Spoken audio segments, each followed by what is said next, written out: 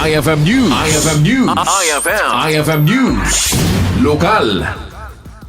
Nasurok ali magasot ang mga lap iti Curimaw, Ilocos Norte, ti mawat ti fishing gear ken equipment manipo diti lokal a gobyerno iti napalabas nga aldaw tapno makatulong ang mga ibaba iti operational cost mang parangay iti produktibidad ken mangpapigsa iti panagbiag dagiti mangalap iti taga Curimaw.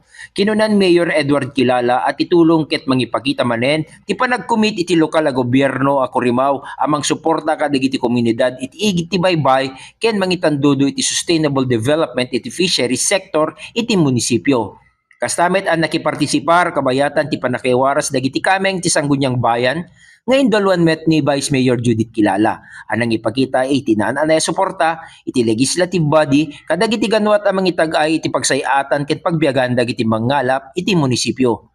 Sangsang kamay sa ti konseho nga agtalin iti panagkumit iti ili amang pabileg kadagiti mangalap ken mangpasigurado ang makadanon dagiti pagimbagan iti komunidad iti Curimaw.